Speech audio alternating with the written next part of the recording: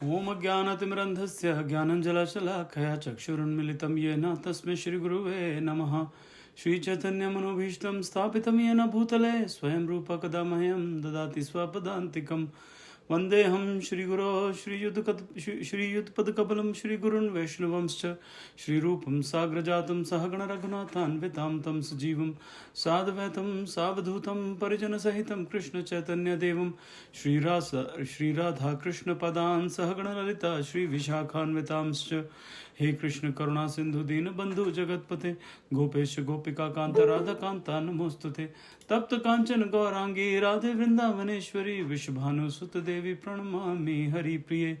वाञ्छाकल्पतरुभ्यश्च कृपा सिन्धुभ्य एव च पतितानां पावनेभ्यो वैष्णवेभ्यो नमो नमः।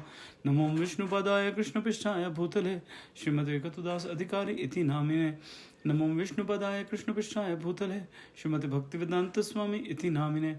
नमस्ते सारस्वती देवी गौरवाणी प्रचारिणे निर्विशेषा शून्यवादी पाश्चात्य देश तारिणे। जय श्री कृष्ण चैतन्य प्रभु नित्यानंद श्री अद्वैत गदाधर शिवासादि गौर भक्त वृंद। हरे कृष्ण कृष्ण कृष्ण हरे हरे, हरे राम राम राम हरे हरे।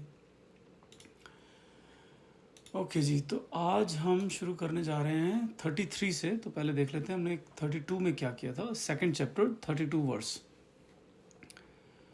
तो इसमें लिखा था, इसमें कृष्ण जी कहते हैं, हे पार्थ, वे क्षत्रिय सुखी हैं जिन्हें ऐसे युद्ध के अवसर अपने आप प्राप्त होते हैं जिससे उनके लिए स्वर्गलोक के द्वार खुल जाते हैं।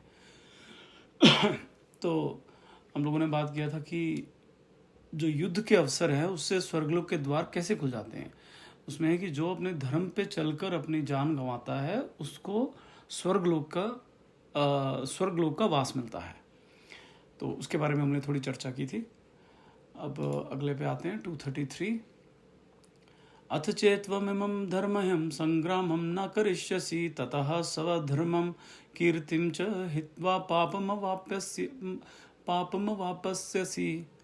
किंतु यदि तुम युद्ध करने के स्वधर्म को संपन्न नहीं करते तो तुम्हें निश्चित रूप से अपने कर्तव्य की अपेक्षा करने का पाप लगेगा और तुम योद्धा के रूप में भी अपना यश खो दोगे।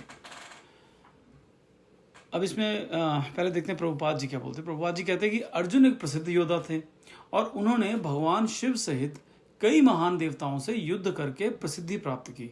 शिकारी की पोशाक में भगवान शिव से लड़ने और उन्हें हराने के बाद अर्जुन ने भगवान को प्रसन्न किया और पुरस्कार के रूप में पशुपात अस्त्र नामक हथियार प्राप्त किया था। तो यहाँ पे बता ये रहे प्रभुपाद जी कि अर्जुन जो थे वो बहुत ही फेमस थे, जैसे हम सबको पता ही है। और यहाँ पे कृष्ण जी उनको बोल रहे हैं कि तुम्हें अपनी कर्तव्य की अपेक्षा करने का पाप लगेगा। तुम एक योद्धा हो और बहुत ही बड़े योद्धा हो। अब देखिए, ये ऐसे योद्धा हैं जो कि भगवान शिव से लड़ते हुए नहीं डरे, जो कि जब ये 1 साल के लिए स्वर्गलोक में गए थे, अपने जब इनको वनवास दे दिया गया था पांडवों को, तो अर्जुन जो थे वो सेपरेटली अलग से वो गए थे। और पहले तो वो वहाँ पे शिव जी जो है दूसरे रूप में इनके साथ लड़े और उनको जब उन्होंने संतुष्ट या सेटिस्फाई कर दिया तो उसके बाद उनके पिता जो कि इंद्रदेव थे वो उनको लेके स्वर्गलोक चले गए कि तुम चलो मेरे साथ रहो। और वहाँ पे उन्होंने कई कलाएं सीखी और वहाँ पे उन्होंने इंद्र देवता की हेल्प भी की। किस तरह से हेल्प की? सिर्फ इंद्र देवता नहीं, सारे देवताओं की हेल्प की उन्होंने अर्जुन ने किस तरह से उनकी हेल्प की कि शायद मैंने पहले भी बताया था कि उसने कुछ दानव थे जो कि इनको परेशान करते थे और उनको ये वर मिला हुआ था कि वो देवताओं के हाथों नहीं मारे जाएंगे। तो देवताओं के हाथों नहीं मारे जाते थे और कोई आम इंसान भी उसे मार नहीं सकता था। तो अर्जुन को इंद्रदेव ने अपना नहीं, अग्नि देवता ने अपना रथ दिया और उनको गांडीव धनुष जो है वो सब मिला वहाँ पे। और उस धनुष और वो उस स्पेशल जो रथ था उसको लेके उन्होंने सारे जो ये दानव थे उनको ख़त्म कर दिया था, उनको मार दिया था। तो इस तरह से बहुत सारी उन्होंने बहुत जगह पे देवताओं की हेल्प की थी। तो यहाँ कृष्ण कह रहे हैं कि भाई तुमने अपनी कर्तव्य की अपेक्षा, अब ऐसा नहीं बोल सकते नहीं मुझे डर लग रहा है या मैं तो इतना अच्छा योद्धा नहीं हूँ तो मैं ना नहीं लड़ सकता इन लोगों से, वो भी नहीं बोल सकते क्योंकि वो पहले बहुत बड़े योद्धा है, इसलिए ये बताने की कोशिश की जा रही है। ठीक है, नेक्स्ट 234। अकीर्तिम चापि भूतानि कथयिष्यन्ति ते व्ययाम संभावितस्य चाकीर्तिर्मरणादतिरिच्यते। लोग सदैव तुम्हारे अपयश का वर्णन करेंगे और सम्मानित व्यक्ति के लिए अपयश तो मृत्यु से भी बढ़कर है। प्रभुपाद जी सिर्फ कह रहे हैं कि अर्जुन के मित्र और दार्शनिक दोनों के रूप में भगवान कृष्ण अब अर्जुन के युद्ध से इनकार करने के संबंध में अपना अंतिम निर्णय देते हैं। अभी तक तो भगवान कह रहे थे नहीं अच्छा नहीं है, ठीक, लेकिन अब फाइनली बोल रहे हैं कि भाई तुम्हारा जो ये फैसला है कि मैंने युद्ध नहीं करना, वो बिल्कुल गलत है, बिल्कुल ठीक नहीं है। अच्छा, और दूसरी चीज यहाँ पे कह रहे हैं कि लोग सदैव तुम्हारे अपयश का वर्णन करेंगे और सम्मानित व्यक्ति के लिए अपयश तो मृत्यु से भी बढ़कर है। सम्मानित व्यक्ति, सही बात है कि जो एक सम्मानित इंसान है जो कि दुनिया में रह रहा है, वो उसके लिए जो अपमान है वो बहुत बड़ी प्रॉब्लम हो जाती है, बहुत बड़ा वो लांछन बर्दाश्त नहीं करता। कई लोग उसकी वजह से आत्महत्या कर लेते हैं कि भाई इतनी बेइज्जती बर्दाश्त नहीं कर सकते, लेकिन मर जाएंगे उससे तो। लेकिन यहाँ पे अर्जुन तो बोल रहे हैं कि शुरू में उन्होंने बोला कि मैं तो सन्यासी ले लूंगा, तो उनको सम्मान अपसम्मान से तो कोई फर्क ही नहीं पड़ रहा है। तो इसका एक थोड़ा सा जो एक मतलब बोल सकते हैं, कह सकते हैं कि एक और चीज ये है कि अब जैसे कि अगर हमारा धर्म देखा जाए, आज की डेट में देखा जाए, हमारे कितने राजा महाराजा हुए, शिवाजी महाराज हुए, महाराणा प्रताप हुए, महाराजा रंजीत सिंह हुए हैं, गुरु तेग बहादुर हुए। इन लोगों से हमें क्या सीखने को मिलता है? हमें इनसे बहादुरी सीखने को मिलती है कि अधर्म के आगे झुकना नहीं है। अगर इनमें से कोई जो है वो झुक जाए तो वो तो एक तो याद ही नहीं रखेगा कोई उनको, या फिर अगर ऐसे ही सारे हों तो आगे की जो उसी कुल में आगे के जो लोग हैं या उसी एरिया के या उस कह लीजिए कि देश के या प्रदेश के जो लोग हैं उनमें कायरता ज़्यादा होगी और वीरता कम होगी, क्योंकि उन्होंने ऐसी कहानियां सुनी होगी जहाँ पे उनके जो मेन आइडल्स थे, जब मेन उनके नायक थे जिनको वो नायक मानते थे, उन लोगों ने अपने हथियार डाल दिए जहाँ पे बहुत ज़्यादा कठिन होगी परिस्थितियाँ, तो उन्होंने अपने हाथ डाल दिए। अगर ऐसा वो हो तो क्या होगा कि आगे के जो उस देश प्रदेश के लोग हैं वो भी वैसे ही निकलेंगे। ठीक है, वो वैसे ही निकलेंगे, भैया हम ठीक है, ऐसा कॉमन है, ऐसा ही चलता है हमारे, कोई बात नहीं। लेकिन जहाँ के जो नायक हैं, जहाँ के नायक जो हैं वो शिवाजी महाराज जैसे, महाराणा प्रताप जैसे, ठीक है, या फिर अपने ये गुरु तेग बहादुर जी जैसे, गुरु गोविंद सिंह जी जैसे हों, जहाँ पे इस तरह के नायक होंगे वहाँ पे कायरता आ ही नहीं सकती। वहाँ पे ऐसी उस देश और प्रदेश के लोग ऐसे होंगे जो कि अपना जो गर्व है वो नहीं झुकाएंगे, वो उनका गर्व बहुत ज़्यादा होगा और वो बहुत ज़्यादा बहादुर होंगे। तो यहाँ पे ये कह रहे हैं कि जो अर्जुन थे वो कितने जनों के नायक थे उस समय पे, कितने जनों के नायक थे। अगर वो ये करेंगे तो उससे क्या होगा, अपयश से क्या होगा, जो जितने इनको नायक मानते थे वो इनको छोड़ देंगे, इनकी जो अच्छी अच्छी बातें जो भी है वो उसको फॉलो करना बंद कर देंगे, राइट। तो इस वजह से भी ये भी एक तरह से कृष्ण जी का मतलब है कि ये अपयश होगा। जो सम्मानित व्यक्ति है वो मतलब अपयश तो बर्दाश्त कर नहीं सकता, वो तो मृत्यु से भी बढ़कर है। और दूसरा जो है, जो आगे की प्रजा है उसको अलग से प्रॉब्लम्स होगी इसकी वजह से। अच्छा जी, आगे अगला पढ़ते हैं 235। भयाद्रणादु परतम मंसयन्ते त्वाम महारथः येषाम च त्वं बहुमतो भूतवा यास्यसि लाघवम्। जिन जिन महायोद्धाओं ने तुम्हारे नाम तथा यश को सम्मान दिया है वे सोचेंगे कि तुमने डर के मारे युद्ध भूमि छोड़ दी है और इस तरह वे तुम्हें तुच्छ मानेंगे। ये बात हुई जो मैं अभी बोल रहा था कि जब जो बड़े बड़े योद्धा हैं वो भी जिसको नायक माने और वो जो नायक जो है वो अपना धर्म छोड़ दे, तो उन सबका जो मोरल होता है ना वो बिल्कुल डाउन हो जाता है, एकदम से बंदा टूट जाता है कि यार मेरा जो नायक है उसने ऐसे कर दिया यार, तो मतलब मैं तो कुछ भी नहीं हूँ फिर, कि उसमें भी बहादुरी रहनी जाती बहुत ज़्यादा। ठीक है, नेक्स्ट।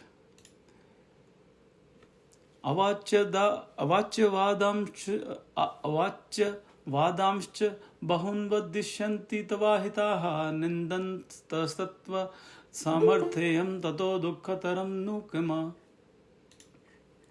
तुम्हारे शत्रु अनेक प्रकार के कटु शब्दों से तुम्हारा वर्णन करेंगे और तुम्हारी सामर्थ्य का उपहास करेंगे। तुम्हारे लिए इससे दुखदाई और क्या हो सकता है। अब भगवान जो है वो, क्योंकि मैंने जब बताया ना कि वो अभी उनको ही is trying to give a final verdict, मतलब फाइनल जो एक इस बारे में है कि युद्ध करना चाहिए नहीं करना चाहिए, उस पर जो वाद विवाद चल रहा था उसका फाइनल डिसीजन अपना दे रहे हैं। तो उसमें वो उसको समझा रहे हैं थोड़ा सा।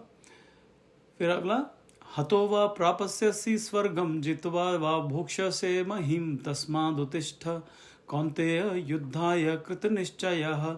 हे कुंती पुत्र, तुम यदि युद्ध में मारे जाओगे तो स्वर्ग प्राप्त करोगे, या यदि तुम जीत जाओगे तो पृथ्वी के साम्राज्य को भोग करोगे। अतः दृढ़ संकल्प करके खड़े हो और युद्ध करो। ये मैंने शुरू में भी, जब आज शुरू हुआ सेशन, तो मैं बता रहा था कि जो अगर युद्ध में मारे जाओगे तो स्वर्ग प्राप्त होगी। कि ये जो योद्धा है, जो भी अपने, सिर्फ योद्धा की बात नहीं, जो भी अपने धर्म के रास्ते पे चलते हुए अपने प्राण त्याग करता है, वो स्वर्ग में रहने का के लायक बन जाता है। उसको स्वर्ग मिलता है, वो स्वर्ग में रहता है जाके। लेकिन खैर एक दूसरी बात यह है कि वो जो स्वर्ग है वो भी स्थायी नहीं है, वो अस्थाई है, वो टेम्परेरी है, वो परमानेंट नहीं है, वो टेम्परेरी है। उसमें जैसे यहाँ पे हम 100 साल रहेंगे अगर, तो वहाँ पे 10,000 साल रहेंगे। फर्क सिर्फ इतना है कि यहाँ 100 साल रह के, यहाँ पे अगर आप मान लीजिए कि आपकी लाइफ बहुत कंफर्टेबल है, मान के चलिए आपकी लाइफ बहुत कंफर्टेबल है, बहुत बढ़िया है, टीवी लगा हुआ है, घर में एसी लगा है, गर्मी नहीं लगती है, सर्दियों में बहुत ठंड नहीं लगती है, बहुत बढ़िया से सेटल, बहुत बढ़िया सी गाड़ी रखी हुई है, कहीं भी आना जाना तो बहुत ज़्यादा परेशानी नहीं होती है, ठीक है, बीमारी कोई नहीं है, मान लेते हैं, वो तो पॉसिबल नहीं है यहाँ पे, लेकिन बहुत कम बीमारी, मान लीजिए ये है, ये कंफर्टेबिलिटी है ना यहीं पे, यहाँ पे, और पैसा खूब है कि बाहर से खा सकते हैं आराम से, कोई खाना बनाने के लिए रखा हुआ है, ये सब चीज़ें मान लेती हैं, ठीक है। ये सारी चीज़ें जो यहाँ पे हमें बोलते हैं कि ये हमें आरामदायक है, ये हमारी इंद्रियों को तृप्त करता है। आप ये मान के चलिए जो स्वर्ग लोक है वो इससे 10,000 गुना ज़्यादा ऐश्वर्य है वहाँ पे, इससे 10,000 साल ज़्यादा, 10,000 गुना ज़्यादा वहाँ पे कंफर्टेबिलिटी है और आराम है, बस यही है। लेकिन फिर वहाँ पे भी लाइफ जो है वो उतनी है जितने आपके अच्छे कर्म हुए हैं। अगर आपके अच्छे कर्म जैसे 100 साल के लायक है तो वहाँ पे 100 साल जियोगे, अगर आपके अच्छे कर्म 20,000 साल के लायक है तो आप वहाँ पे 20,000 साल जियोगे। लेकिन जब वो 20,000 साल खत्म होंगे तो वापस यहीं पे आएंगे, ठीक है जी, तो वापस फिर यहीं पे पृथ्वी पे आना पड़ेगा। तो ये चक्र जो है ये पता नहीं कितनी बार से चल रहा है। हम लोग सारे जो हैं, हम लोग स्वर्ग लोग भी हुए हैं, हो चुके हैं, हम लोग नर्क लोग भी जा चुके हैं, हम ये सारे लोग घूम चुके हैं, ये सिर्फ हमें याद नहीं है। और फिर कहें कि हमें याद क्यों नहीं रहता है, अगर याद रहे तो हम अपनी प्रॉब्लम्स को ठीक कर लेना। याद इसलिए नहीं रहता है कि आप ये मान के चलिए कि आपके साथ कोई बुरा हुआ हो, कभी भगवान ना करे ऐसा कभी हो, बुरा मतलब आपके साथ कभी कोई लूट पाट डकैती हो एकदम से, और फैमिली के साथ हो और एकदम से ऐसा कुछ हो जाए, वो बातें पूरी उम्र भूलती नहीं है, उससे डर लगता है, राइट। रात को सोते सोते डर लगता है, सपने आ जाते हैं कई बार बुरे बुरे, उस चक्कर में सहम जाता है इंसान, ऐसा कुछ हो तो दोबारा से डर जाता है। और यहाँ पे इसको बोलते हैं PTSD, post traumatic stress disorder. यहाँ पे US में ऐसे बहुत सारे फौजी हैं जो कि बाहर जाते हैं, वहाँ पे लड़ाई करते हैं, वहाँ पे मरे हुए डेड बॉडीज़ देखते हैं, बच्चे मरे हुए देखते हैं, तो उनको उससे ट्रॉमा हो जाता है और उसके बाद उनको ये PTSD नाम की बीमारी हो जाती है, जिससे क्या होता है उनको बार बार वो चीज़ें याद आती हैं, दिमाग में घूमती रहती हैं, और कई लोग उससे यहाँ पे सुसाइड कर लेते हैं, और कुछ लोग जो है वो मेंटल हॉस्पिटल में चले जाते हैं, ठीक है। अब ये सोचिए, ये एक चीज़ देखने की वजह से ऐसा हुआ। अगर आपको आपके सारे जन्म याद आ जाए कि आप कैसे कैसे मरे थे, कितने अच्छे या बुरी तरह मरे थे, किन किन लोगों ने आपको धोखा दिया, किन किन लोगों को आप प्यार करते थे जो आपसे बिछड़ गए, आप तो जी नहीं पाओगे, कभी भी ढंग से जी नहीं पाओगे, सारे फिर हर जन्म हमारा मेंटल हॉस्पिटल में कटेगा। इसलिए भगवान जो है हमारी वो शक्ति जो छीन लेते, बिकॉज हमारे पास वो इतनी समझ नहीं है उसको डील करने की। जब इंसान जो है वो एक योगी बन जाता है तो उसको अपने पिछले जन्म याद आने शुरू हो जाते हैं, लेकिन वो तब आने शुरू होते हैं जब उसको डील करना आता है कि मेरे को उस जो मेरे साथ इतना बुरा हुआ उससे मैं कैसे संभलूं, उसको मैं कैसे समझूं, उससे मैं कैसे बचूं, उससे मेरा दिमाग पे असर ना हो, वो मैं कैसे करूं, तब ये सब याद आती हैं चीज़ें, ठीक है जी। Okay, next 238। सुख दुखे समय कृत्वा लाभा लाभो जया जयो ततो युद्धाय युज्यस्व नैवं पापम वापस्यसि। तुम सुख या दुख, हानि या लाभ, विजय या पराजय का विचार किए बिना युद्ध के लिए युद्ध करो। ऐसा करने पर तुम्हें कोई पाप नहीं लगेगा। ठीक है, ये अलग अलग वर्ड्स में भगवान कृष्ण जो है वो समझाने की कोशिश कर रहे हैं। जैसे हम में से कुछ जो टीचर्स हैं, आप में से कुछ जो टीचर्स हैं, वो जानते होंगे कि जब हम बच्चों को समझाने की कोशिश करते हैं तो उनको एक ही बात को अलग अलग तरीके से समझाया जाता है। ठीक है, करना वही है, एक ही चीज़ है, करनी है, लेकिन उनको अलग अलग तरीके से समझाया जाता है ताकि बच्चे को समझ में आ जाए। क्योंकि हर बच्चा अलग अलग तरीके के मानसिक जो मेंटल कैपेबिलिटीज रखता है, तो उसको हर एक को अलग अलग तरीके से समझ में आता है। तो वैसे यहाँ पे कृष्ण जो है बता यही रहे कि तुम अपने धर्म के काम पे चलो, जो तुम्हारा धर्म है, जो तुम्हारी ड्यूटी है, उस पे चलो। बाकी चीज़ें मत सोचो कि तुम्हें सुख मिलेगा, दुख मिलेगा, हानि मिलेगी, लाभ मिलेगी, विजय होगी, पराजय होगी। ठीक है, तो तुम अपना काम करो, बस ये है। जैसे कि ऐसा होता है ना कि कई अभी पीछे हुआ, एक बच्चे ने बहुत ही महंगी गाड़ी थी, उससे 2-3 जो लोग हैं उड़ा दिए, क्योंकि बहुत तेज चला रहा था गाड़ी। बहुत मतलब थोड़े लोग, जहाँ पे लोग चल फिर रहे थे वहाँ पे बहुत तेज चला रहा था गाड़ी, 80-90 की स्पीड पे चला रहा था, उसने गाड़ी से उड़ा दिया। अब जो वहाँ का जो MLA है वो भी उसकी साथ दे रहा है, तो मतलब सिफारिश कर रहा है। अब इसमें क्या है, वो अपनी ड्यूटी नहीं कर रहा है। ड्यूटी क्या होती है कि कोई फर्क नहीं पड़ता, वो तुम्हारा चाचा, भतीजा, मामा, भांजा जो भी लगता है, तुम्हारा बेटा भी लगता है, जो भी लगता है, उसने गलत किया तो उसको इंसाफ जो कहता है वो कहता है कि नहीं, उसको सज़ा मिलनी चाहिए, या उसके मिले या जो उसका बाप है उसको मिले। जैसे भी जो इंसाफ बोलता है, जो कानून बोलता है, उसको सज़ा मिलनी चाहिए। अब जब वो नहीं करते हैं, जो वो अपने कर्तव्य का पालन नहीं करते हैं, तो उसमें उनको पाप लगता ही लगता है। उसको कोई नहीं बचा सकता, उस पाप को कोई नहीं बचा सकता। तो यहाँ पे वही कह रहे हैं कि जब तुम्हें अपना कर्तव्य करना है ना, ऐसे में अगर वो कर्तव्य करें तो उनको बुरा हो सकता है। वो जो फैमिली है, अपने जो रिश्तेदार हैं, वो बोलना बंद कर दें। वो कहेंगे ये क्या किया तुमने, इतना MLA हो गए, क्या फ़ायदा तुम्हारा MLA होने का, तुम हमें नहीं बचा सके। उसने मतलब अगर अपना कर्तव्य पालन किया तो ये तो कर लिया, ठीक है, लोगों को नाराज़ कर दिया, लेकिन उसकी वजह से उसने जो पुण्य कमाए हैं, उसकी वजह से उसने जो अपना जो कैरेक्टर कमाया है, वो बहुत बड़ी चीज़ है, वो आगे तक चलेगा। लेकिन जो अगर कर्तव्य का पालन ना करे और उसको बचा ले, लड़के को या जो भी है, मतलब एक एग्जाम्पल मैं ले रहा हूँ, तो उसमें क्या, उसने वो रिश्तेदार तो अपने संभाल लिए, लेकिन उसने अपने आगे के लोग बिगाड़ लिए। और जो रिश्तेदार है, अगर आप सोचें कि आपके 1 करोड़ मान के चलते हैं, वैसे तो कोई लिमिट भी है, नंबर काउंट नहीं कर सकते, आपको मान लीजिए आपके 1 करोड़ जन्म हो चुके हैं, ऐसे मनुष्य जन्म 1 करोड़ हो चुके हैं, मान लीजिए। उसमें एक जन्म में आपने क्या किया, क्या नहीं किया, उससे क्या फ़र्क पड़ता है? मतलब किसको आपने मनाया और किसको दुखी किया? या ये जो इसी एग्जाम्पल को अगर मैं लेके चलूँ कि हाँ जी, आपके जो रिश्तेदार है वो दुखी हो गए उससे, क्योंकि आपने उनका साथ नहीं दिया, गलत चीज़ में उनका साथ नहीं दिया, सही चीज़ नहीं, गलत चीज़ में उसका साथ नहीं दिया, तो आपके वो रिश्तेदार आपसे नाराज़ हो गए, या कुछ लोग नाराज़ हो गए। 1 करोड़ जन्म में से एक जन्म, पता नहीं कितने जन्मों में, हर जन्म में किसने हमको सताया, कितनों को हमने सताया। इसमें भी उन सब चीज़ों, छोटी छोटी चीज़ों से फ़र्क नहीं पड़ना चाहिए। हमें आगे का देखना है कि हमारे अगले लोग क्या है। अगर हम उनका साथ देंगे, हमें पाप लगेगा, अगले जन्म में नरक में जाएंगे। अगर हम अच्छा करेंगे तो हमें स्वर्ग मिलेगा, और स्वर्ग लोक से जब वापस आएंगे तो हमें अच्छा घर मिलेगा, ताकि हम भगवान की भक्ति कर सकें। लेकिन नरक में जाएंगे, वापस आएंगे, हमें अच्छा घर नहीं मिलेगा। हमें मिलेगी यहाँ पे भी ऐसा घर जहाँ पे हर तरह की मुसीबतें हैं, या फिर ऐसा कंट्री, नाइजीरिया या ये मिडिल ईस्ट जैसे ऐसे कंट्री जहाँ पे मतलब बुरी हालत है। ठीक है, और भी ज़्यादा हो गया तो पता लगे मिडिल ईस्ट में किसी ने औरत बना के भेज दिया, पहनो नकाब, नहीं पहना तो तुम्हारी तो मार के ऐसी तैसी कर देंगे। ठीक है ना, तो ये तरीके हैं नरक के, और जो बुरे कर्म हैं उनको किस तरह से वो फलीभूत होते हैं। हाँ, अच्छा, हाँ जी, तो इसमें खैर प्रभुपाद जी ने क्या लिखा है वो पढ़ लेते हैं एक बार। वो कहते हैं कि भगवान कृष्ण अब सीधे कहते हैं कि अर्जुन को युद्ध के लिए लड़ना चाहिए, क्योंकि वह युद्ध की इच्छा रखते हैं। कृष्ण चेतना की गतिविधियों में सुख या दुख, लाभ या हानि, जीत या हार को कोई विचार नहीं करते हैं। वह कहते हैं कि सब कुछ कृष्ण के लिए किया जाना चाहिए, दिव्य चेतना है। वो ये कहते हैं कि जो भी है वो कृष्ण के लिए किया जाना चाहिए, वो दिव्य चेतना है, इसलिए भौतिक गतिविधियों पर कोई प्रतिक्रिया नहीं है। अब इसमें एक बहुत ही इंपॉर्टेंट चीज़ जो पहले भी मैंने बताई थी, लेकिन वो बार बार रिपीट करनी चाहिए मुझे, उसमें है कि यहाँ पे जब प्रभुपाद जी कहते हैं ना कि कृष्ण के लिए किया जाना चाहिए, मतलब जो भी सब कुछ कृष्ण के लिए किया जाना चाहिए।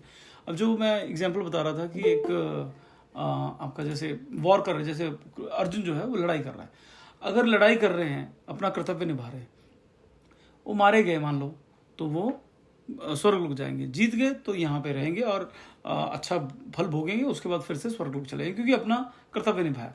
लेकिन वही कर्तव्य जब वो कृष्ण के लिए कर रहे हैं, वो कहते हैं मैं क्यों कर रहा हूँ, इसलिए नहीं कर रहा हूँ कि मुझे ये काम करना है, मैं इसलिए कर रहा हूँ क्योंकि मुझे कृष्ण ने बोला है कि ये करना है। जब वो ऐसे करते हैं तब स्वर्ग लोक तो पीछे रह गया, अब बात आ गई सीधी वैकुंठ लोक की, जो कि परमानेंट है। लेकिन मैं क्या बताया, जो आपका स्वर्ग लोक है वो वैकुंठ लोक नहीं है, पहले तो ये बात समझ लें। स्वर्ग लोक वैकुंठ लोक नहीं है, तप लोक वैकुंठ लोक नहीं है, जनलोक वैकुंठ लोक नहीं है, ब्रह्म लोक वैकुंठ लोक नहीं है। ब्रह्म लोक जो होता है वो भी वैकुंठ लोक नहीं है, स्वर्ग लोक भी वैकुंठ लोक नहीं है। ठीक है, तो वैकुंठ लोक जो वो परमानेंट है, बाकी लोग जितने भी मैंने बताया सब के सब टेम्पररी है। किसी की उम्र 1 लाख साल है, किसी की 5 लाख साल है, किसी की 10 लाख साल है, किसी की 1 करोड़ या 1 अरब साल है, लेकिन सबकी एक उम्र है, उसके बाद वो खत्म हो जाते हैं। ठीक है जी। तो हाँ, मैं ये कह रहा था कि जो भी करना है, अगर जैसे कुछ भी जो भी करते हैं वही कीजिए। खाना खा रहे खाना खाइए, लेकिन प्रसाद खाइए।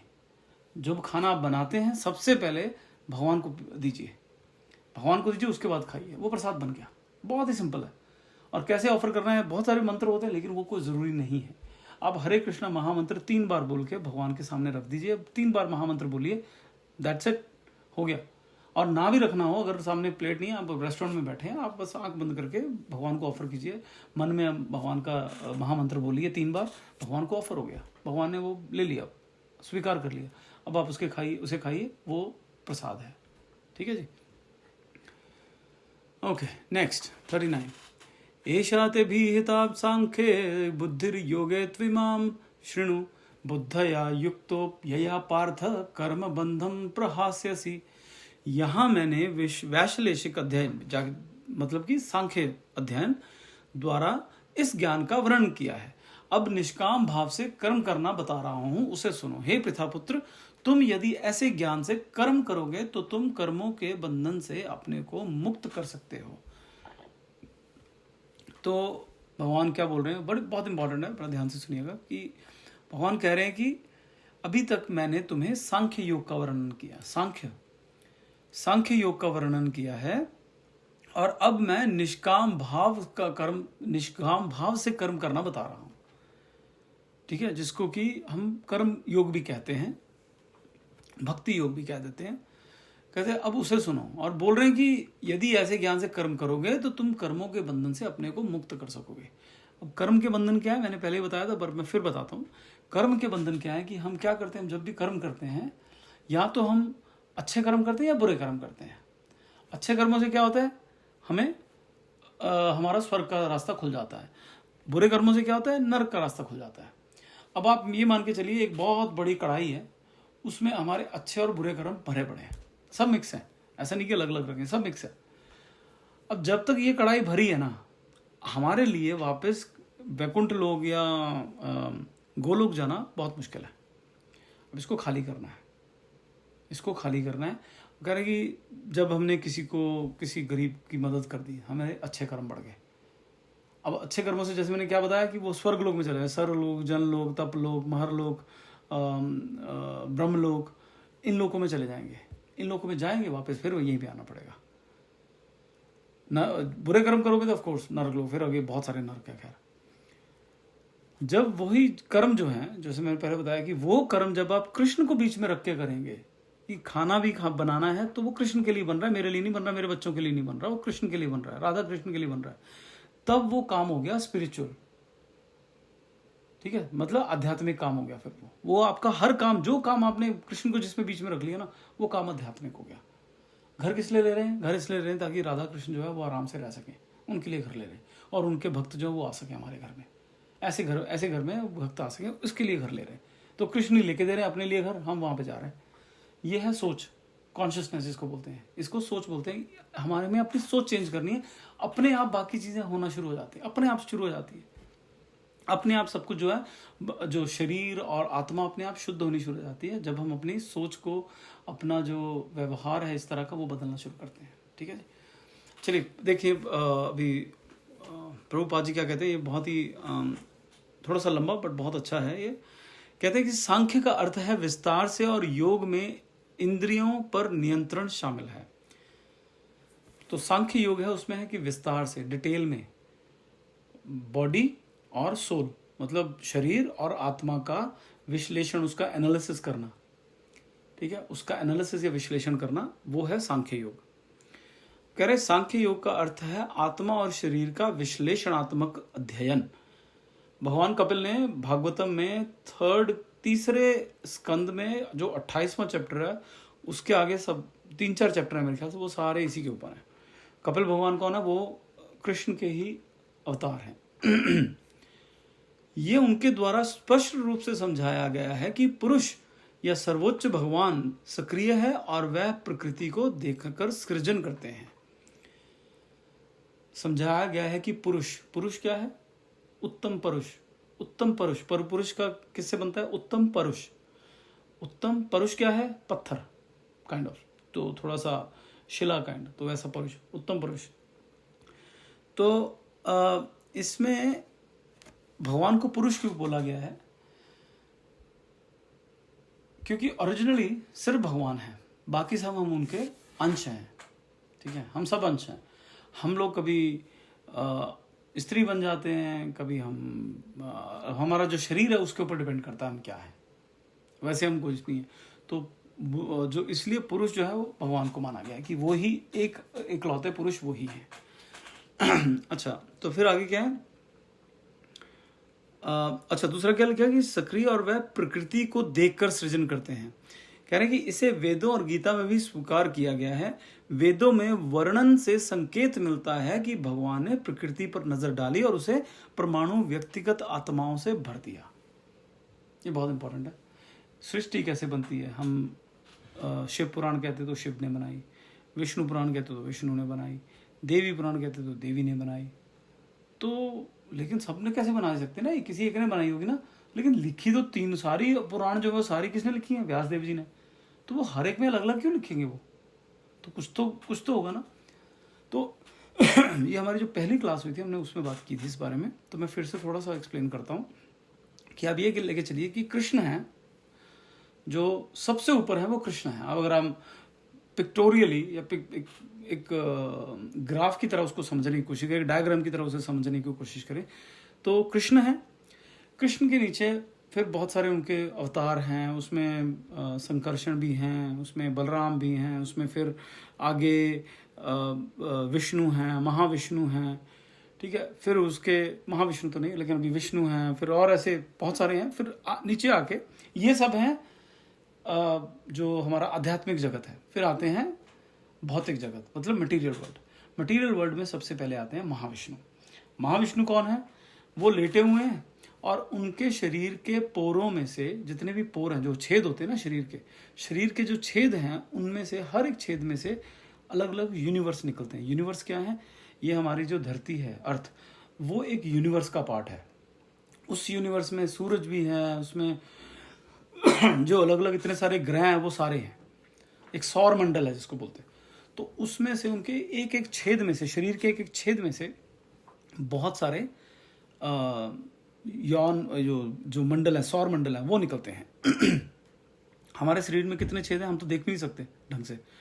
जितने भी ये बाल निकले हुए हैं, बाल जो है वो हर एक छेद में से निकला हुआ है। उसके बाद भी काफ़ी छेद ऐसे हैं जिसमें से बाल नहीं होते। ठीक है, तो शरीर में हमारे बहुत सारे छेद हैं जहाँ से पसीना निकलता है, वापस पानी अंदर चला जाता है। तो हर छेद में से बहुत सारे, तो इसका मतलब है कि अरबों खरबों सौर मंडल हैं यहाँ पे। एक आध सौर मंडल नहीं है, अरबों खरबों सौर मंडल है। अब उन सौर मंडल में से हर सौर मंडल में फिर बैठते हैं हमारे पहले तो महाविष्णु थे, फिर आते हैं गर्भोदक्षाय विष्णु। अब जब ये सौर मंडल बन जाते हैं तो इसमें अब सब कुछ, चलो धरती बन गई, सब हो गया, लेकिन अब इसमें आत्माएं जाएंगी ना, जीवात्मा जाएगी, तभी तो ये बढ़ेगा, तभी तो पेड़ पौधे आएंगे। वो पेड़ पौधों में भी आत्मा है, शरीर, ये जानवर, ये पानी के जल जीव जो जंतु हैं जितने भी हैं, ये सब आत्माएं जाएंगी तभी। तो वहाँ पे बोलते हैं कि जो विष्णु हैं या कृष्ण हैं वो अपनी आंखों से उसको देखते हैं, फिर कहते हैं कि प्रकृति पर भगवान ने प्रकृति पर नजर डाली और उसे परम अणु व्यक्तिगत आत्माओं से भर दिया। जब वो सिर्फ उसको देखते हैं ना उन सबको, तो वो जितनी भी आत्माएं ऐसी हैं कि जो हमारे आध्यात्मिक जगत में नहीं है, वो जो भौतिक जगत में घूमना चाह रही हैं अभी भी, वो उसमें चली जाती हैं, सारे सौर मंडलों में उसमें चली जाती हैं और उसमें फिर वो रहते हैं। ठीक है, तो जैसे कई साइंस फिक्शन जो मूवीज़ हैं उसमें बोला जाता है कि अरे बहुत सारे अर्थ हैं, उसमें भी सेम चीज़ें हो रही हैं, जिसको मल्टीवर्स बोलते हैं। आजकल ये स्पाइडरमैन और मार्वल की बहुत सारी मूवीज़ आती हैं, उसमें आते हैं मल्टीवर्स। वो सब बिल्कुल सत्य है और वो हमारे ग्रंथों में बताया गया है, बार बार बताया गया है कि एक नहीं है, बहुत सारी पृथ्वी है, एक सौर मंडल नहीं है, बहुत सारे सौर मंडल है। हमारा जो सौर मंडल है, हमारा जो यूनिवर्स है जिसमें हम अभी रह रहे हैं, ये one of the smallest ones है। हमारे यहाँ पे जो ब्रह्मा हैं उनके 4 मुख हैं। कुछ ऐसे सौर मंडल हैं वो इतने बड़े हैं कि वहाँ के ब्रह्मा के 1000 मुख हैं और कहीं के उससे भी ज़्यादा मुख हैं। जितना बड़ा ब्रह्मांड होगा उतना ही बड़ा, उतने ही ज़्यादा ब्रह्मा जी के सिर होते हैं। ये ग्रंथों में लिखा गया है। तो कहने का अर्थ ये है कि जो सृष्टि बनती कैसे है, मैं शुरू ऐसे किया था कि किसने बनाई एक्चुअली सृष्टि। तो जब महाविष्णु जो हैं वो इनको एक तरह से जो माया है, माया देवी या जो शिव जी की जो वाइफ हैं एक तरह से, उनको देखते हैं और वहाँ उनके गर्भ में ये स्थापित होता है वाया शिव जी के थ्रू। वो जो आत्माएं हैं वो आती हैं ओरिजिनली कृष्ण जी से, कृष्ण जी से शिव जी में, शिव जी से वो ट्रांसफर होती हैं पार्वती माता जी में, और वहाँ से सारी सृष्टि जो है वहाँ पे वो आत्माएं निकल के वहाँ पे रहना शुरू कर देती हैं। वहाँ से वो सारे जितने भी हमारे यूनिवर्सेस हैं उसमें जाती है। तो अगर कोई कहे कि जो देवी जो है वो उसने सृष्टि बनाई है, बिल्कुल ठीक है, वो भी गलत नहीं है। शिव जी ने सृष्टि बनाई है, वो भी गलत नहीं है। कृष्ण ने सृष्टि बनाई है, वो भी गलत नहीं है। ब्रह्मा जी ने सृष्टि बनाई है, वो भी गलत नहीं है। क्यों? क्योंकि जब गर्भाध्यक्ष विष्णु के पेट में से जब ये कमल निकलता है, कमल में से ब्रह्मा जी प्रकट होते हैं। तो ब्रह्मा जी जो सारा ये धरती और ये सब बनाते हैं, वो कौन बनाता है? वो ब्रह्मा जी बनाते हैं। कहाँ से बनाते हैं? वो जिस कमल की नाल, जिस कमल पे वो बैठे होते हैं, उस कमल की जो नाल है उसको अलग अलग हिस्सों में वो काट देते हैं। उन्हीं नाल में से जो कटे हुए हैं उसी से ये सब बनता है। ये अर्थ, प्लूटो, मतलब ये हमारी धरती हो गई, जुपिटर हो गया, या जितने भी ये नवग्रह या जितने भी ग्रह हैं, सूर्य वगैरह, वो सब वहीं से बनते हैं। तो उन्होंने भी बनाया है, यस, उन्होंने भी बनाया। लेकिन मेन सबका कारणों का कारण कौन है? वो है कृष्ण। कारणों का कारण कौन है? वो है कृष्ण। ये हमें समझना है। ठीक है, अभी ये पूरा नहीं हुआ है, लेकिन अभी हम खत्म करते हैं। अगली बार फिर से 239 से ही शुरू करेंगे। फिर थोड़ा सा और आधा होगा, आधा और रहता है, तो फिर हम अगली बार बात करते हैं इस बारे में।